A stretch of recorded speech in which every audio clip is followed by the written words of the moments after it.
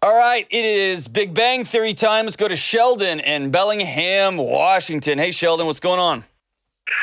Hey there, Dr. John. Man, it's good to talk to you. I really appreciate your time. Better to talk to you. You never hear Big Bang Theory jokes, do you? Never. Listen, man, my last name rhymes with like a processed lunch meat. I'm with you. We're going to persevere through this. We'll get through it. So what's up, brother? How can I help, man? Yeah. Oh, man, first of all, my heart goes out to Grace.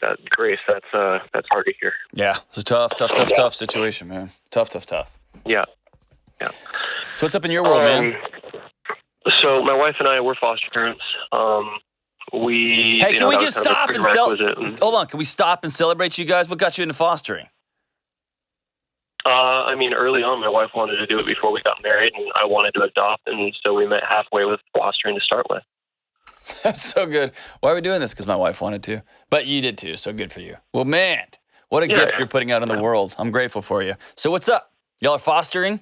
Yep, we're fostering. Got a little one with us right now. We've had several short-term and then another long-term one that's back with family now. And got a little one with us now that's about 13 months old.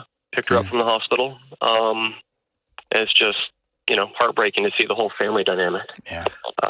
But I'm smiling right now, man. I'm so glad y'all were there to pick her up. That's incredible. She's pretty incredible. I tell you what, she's, I don't know. Never been a big one for little kids, but my goodness, I didn't know that little kids could be that much fun. Dude, they will take your soul and spirit from you, man. It's incredible. Yeah, it's awesome. Yeah. So, what's up? So the one parent has basically disappeared, made it very clear to social workers, everybody, my legal obligations are done and I want nothing to do. Okay. Other family member is living, it's a very complicated scenario, living with somebody that is filing for custody on their behalf. And that is allowing this individual to not really go through any of the steps to get their proper custody. And so what that means is if the child goes into this person's care, then this family member could just take the kid. There's no repercussions. There's no follow-ups, no nothing. The kid just disappears. And, as a foster parent, you're powerless. Yeah, man.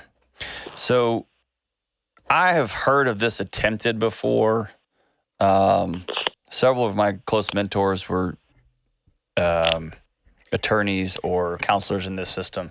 I've heard of that attempted before. I haven't heard it be successful. It might be. Whoops! I just squeaked my microphone here.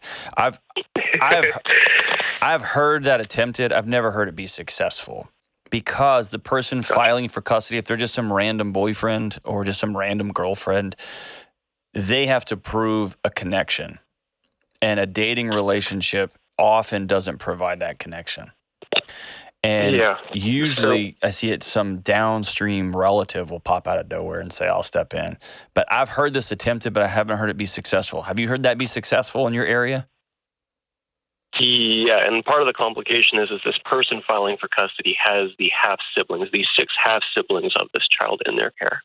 Well then, hey, I'm wrong. There's 100% chance they're going to get custody then. Yeah, and dad is not even fully blood to these other kids. Okay. It doesn't matter if there's half siblings there, then the court will sign that one over in a heartbeat, and they will call that a family reunification, and they will move on to the next case on their overloaded docket of people who refuse to take responsibility for their children, which is just heartbreaking. So. Yeah, she'll be the 7th kid under 12 in that home. Yeah. Here's, I'm just going to tell you the truth, okay? When you are in foster parenting, and I'm telling this, you already know this, you are a bridge, and you help hold suspended children while the adults in their life who are not acting like adults figure out what they're going to do. And the word, when anyone says I'm a foster parent, should I be a foster parent? The first thing I ask them is, can you handle heartbreak? Because that is the nature of foster care. It's heartbreaking. Even in the best of situations, you've been living with this little baby and holding her and taking care of her and feeding her and laughing with her and getting to know her weird little cute 13-month-old personality. And even in the greatest of situations, it's heartbreaking to hand her back, right? Yeah. And in these situations, man, it's devastating. Yeah. Especially because you can't control the outcome. So my challenge to you, brother, is to put that stuff down because you can't do anything about it. And you're going to make yourself crazy trying to solve problems that you can't solve. Gotcha. That sucks, doesn't it? Yeah, it really does.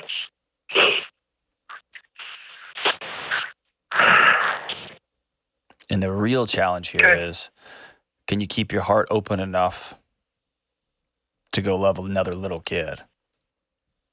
And I want to tell you as a foster parent, how many foster kids have you had? She's a second long-term placement, but we've had probably 20 kids in our home in the last 2 years. So you know this better than I do, man. I mean, of course you do. But you know every time it's that your heart fills up and then, man, it feels like it's had the air taken out of it, right? Yep.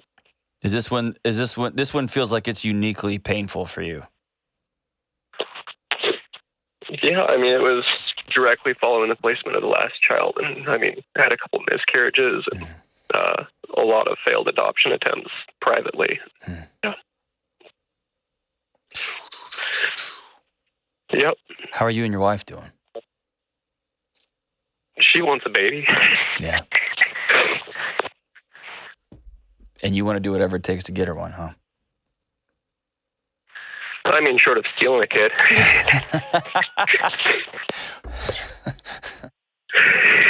Hey, man, if you got to do what you got to do, brother. I'm just kidding. Don't do that. Please don't steal a kid. Yeah. When's the last time y'all sat down and looked at each other and made sure y'all are still on the same page? 2 weeks ago, and then the next day we had a call about a possible adoption that they needed a placement for immediately, and then it fell through due to paperwork. Of course. Yep. We've had numerous issues of that nature. Yeah. So here's what I need you to do, man. Number one, you're in love with a tiny little baby girl, and you took her home for the hospital, and you've loved her, and whatever her destiny looks like, it's going to be different positively because you and your wife stepped into a gap that her parents didn't provide. And as a member of your community and her community, I'm so grateful for you guys. And she is too. And there's some people gaming the system, doing end arounds on the system. And right now, there's nothing you can do about that. You can get a lawyer and try to fight it, I guess. I can't imagine you'd be successful, but you could sure give it a shot. Yeah, no. Yeah, as a foster parent, you have no legal representation. Right. And so, I tell you, is to have a grieving process with your wife where y'all can walk through this. And you also know the grief wrapped up here, man, is bigger than just this little baby girl going into a really tough situation. It also is yet another opportunity for me and my wife to have a family and what we think is going to be what our picture of a family, and we're not going to be able to do that. And I couldn't XYZ and she couldn't XYZ, and there's so much guilt. Here's what happens. These bricks in this backpack end up weighing down your marriage to the point that it makes it hard to keep driving. And that's why I want you guys to check in and always keep checking in and always keep checking in, because y'all are firefighters now, and you got to make sure each other are breathing, because y'all are helping people in the most dire of situations, but your relationship can wear the scars of those interactions, right? Yeah. If you can, I don't know what work looks like. I would love to see you guys get away for a weekend and just control, delete, and reset.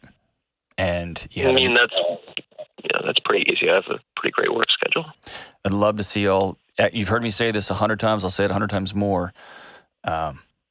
Every time this happens is just like the Twin Towers falling. You can't take all that glass and dust and steel and rebuild those same two towers. You got to excavate the whole thing and build something else new and create something beautiful and say, all right, here we go again. I'd love to see y'all exhale and say, where are we? What's it going to look like tomorrow? What's it going to look like in 2 weeks? What's it going to look like in a month? And you're not failing anybody if y'all take a break. At some point, you got to put on your oxygen mask first, brother. And I know it feels like, well, if we take a break, that could be the day of the call. That could be the call. Y'all can do that until you make each other crazy. and it may be time for a break. 20 kids, 22 kids, and a couple of hard heartbreaks and some miscarriages in the last 24 months is a lot of trauma. Yeah. Well, yeah. I mean, miscarriages were before the 24 months. It hasn't been easy there either. You were about to ask me one more thing. Yeah, go for it. Do you have any advice on connecting with this parent or the possible person that would be taking placement of the child? I always, Slade Sullivan is one of the most important men I've ever known, and they have been foster parents and adoptive parents, and they were the ones that him and his wife taught me about the importance of reaching out to family members. Sometimes it's a no-go, but sometimes the parents were really open to, here's how to be a good mom. Here's how to be a good dad. Here's what this baby loves. And so being proactive and not thinking I'm the best, but I've loved this little baby right now and we could teach you guys. They may say, you know what, y'all screw off. We don't need you. That's our kid. Or they may say, oh, that'd be incredible. We would love that.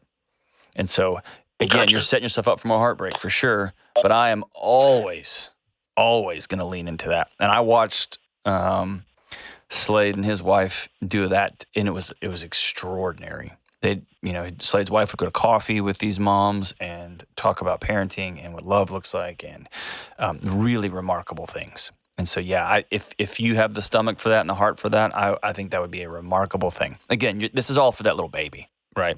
All for that little baby. Yeah. And you may get rejected again, right? So what are you going to do?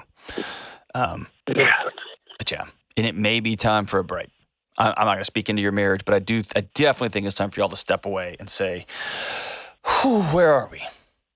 And you to make sure you look her in the eye and hold both sides of her face and let her know, I love you and I'm in this with you. What's tomorrow going to look like? And she needs to say the same thing to you too. Thank you so much for loving that little baby girl, for loving your wife, for loving those kids. Oh, foster parents, y'all are heroes, heroes, heroes, heroes, heroes. Incredible, incredible, incredible. Man, oh man, oh man. Man, oh man, oh man. Kelly, I don't tell you enough. You and your husband are good people too. You helped me down this road also. Your husband's really great on multiple accounts, but... I have to agree with that one, yes. As someone who only has to deal with a few hours of Kelly a day. Whoa. Just kidding. He's a lucky man. Seriously, thank you. Oh, man. Do you have anything you can pass along to Sheldon? I mean, you've walked this walk. No, because we have it in the same aspect of we never had to deal with birth parents or anything like that. Just hard, huh? Yeah, the only thing I can say is, because I ran the adoption ministry and foster ministry at our church for a while, is that given the situation they're going into, there's a distinct possibility this child's coming back out again. Yeah. And be there. Yep. One of our friends, this happened probably 12 times that the child came out over a number of years, and every time they took her, until finally the mother said, I can't do it anymore. And they now have adopted her. And they have a relationship with the mother too. Yeah. So as hard as that is, every time they had to leave, but and they knew she was going to come back out again, just keep those doors into the open, system, huh? and they just picked her up and took her back every time. Keep those doors open, huh? Yeah. So, best you can do. So hard. And then, like you said, be the one that stands in that gap for that parent or for that baby, because maybe they grow up with two great families. Yeah, exactly. Or they always have a picture of, there's a point when a teenager recognizes, it doesn't happen. My parents, whoa, right? Even in the best case scenarios, parents or kids recognize that. But there may be that moment when the kid goes, wait a minute, that's what this could look like, right? And a foster parent who is stuck with a kid over a number of years gives them a picture of what parenting and love and showing up and connection looks like. And that's just, it's just worth its weight in gold, right?